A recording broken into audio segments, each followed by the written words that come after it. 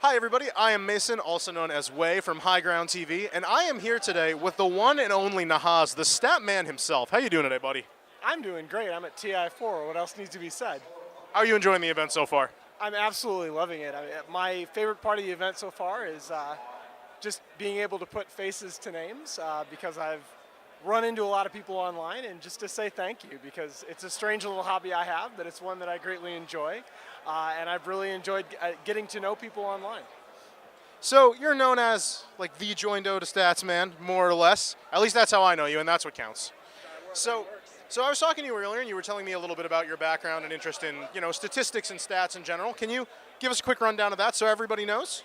Sure. So I am actually a college professor. I'm a professor of economics, and through a series of strange events when I first got my degree, I ended up teaching a basic statistics class. I was bored to tears by the material, and I thought my students would be too. So I ended up basically not teaching statistics. I taught baseball and poker, and that's kind of through a series of other strange events, I ended up getting interested in Dota and changing from doing baseball statistics as a hobby to Dota statistics, because one of the things that I was talking to you earlier about is when I would do baseball stats, I would always wish that I had kind of been in on the ground floor when people were first discovering that traditional statistics like home runs and RBIs and batting average weren't really the best measures of offensive production. And I think Dota is in a similar place right now where, for a long time people have understood that those two numbers at the top of the screen are not the score. But I think a lot of people and teams are really internalizing that now, that even the gold graph and the XP graph don't really always tell you who's ahead. And I think stats are part of how we make that clearer to fans, and we give people ways to interface with the game. And there again, I go back to the baseball analogy. Statistics are a really important part of how people interface with baseball. They're how people connect to the game. 62 home runs for years was really special, and then 70 home runs was special. And that meant a lot to people, including me, that were there when those records were being set. And I think we can have the same thing in Dota. So we've sort of seen Valve adopt more and more statistics into your average broadcast. At first it was it was just studio driven. Join Dota would have some pop-ups that came, BTS would have their own sort of pop-ups, and then it sort of became integrated, and then we had polls that could pop up and other things. So how do you feel about how Valve has done sort of integrating statistics into the everyday cast, and have they highlighted it enough? Do you feel like it's really in a good place? What would you like to see more of? That's a really good question. So I actually think, interestingly enough, my answer is that Valve, as in other things, has been smart enough to stand back and let the community do our work. And it really isn't Valve so much as they provide a basic set of stat pop-up functionalities in the main client. And I do expect that in the wake of TI4, as CAST gets bigger and as general interest grows, that the set of features integrated into the client is going to increase.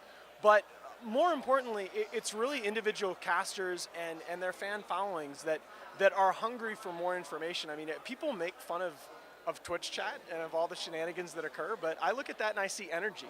People are they're hungry for ways to interface with the game. They're hungry to learn more about the game.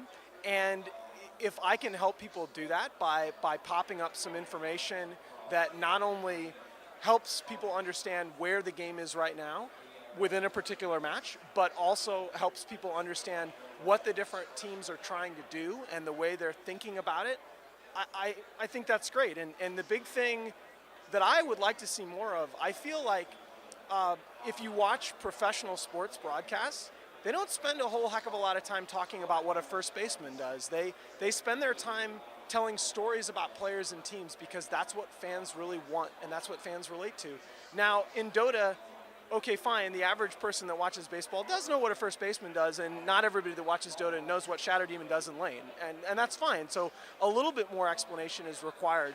But what I'd like to see, and what I think we're already seeing, is casters during the drafting phase and even throughout the match focus on promoting individual players and teams and the different ways that they think about the game and try to learn and improve.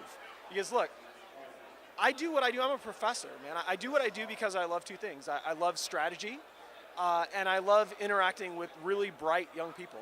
And the Dota community has both of those things in unbelievable quantities.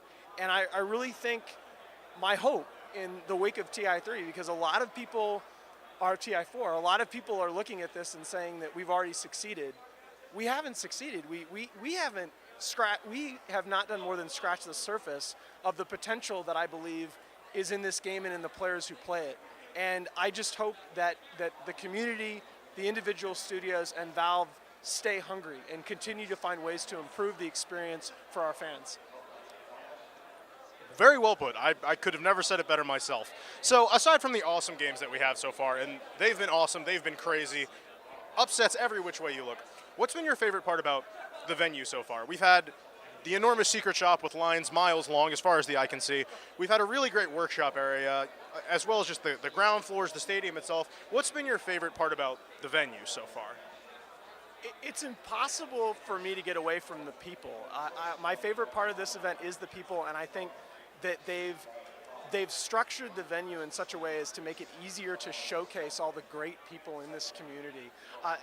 You brought up the workshop, and I think that that's so cool. I am awed by people like Anuxi that basically ooze creativity out of their pores, and the fact that Valve has created an environment where, as fans, we can see that process and we can relate to that.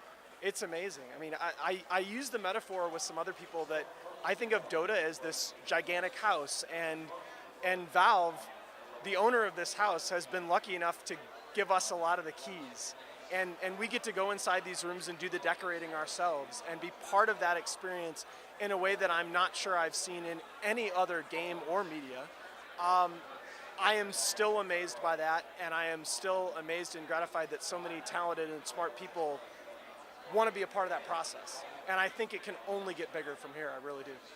So one last question before we wrap up here. Who are you rooting for? Who's going to take it all?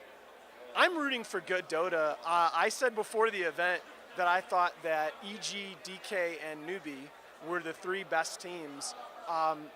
Based on what we've seen in the past few days, I do wonder if everybody's playing at the top of their game, if anybody can beat Newbie, because I think that they've so far showcased the highest level of play as a team that we've seen in the tournament.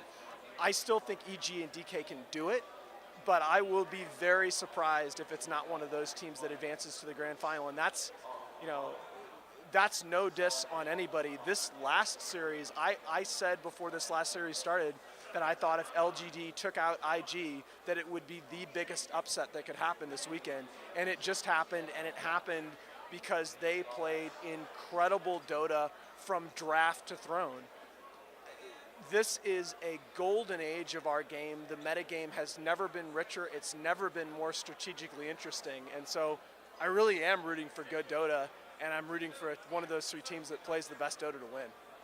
There you have it, folks. A truly unbiased statsman, if there ever was one. So as we sign out here, you got any shout-outs for anybody?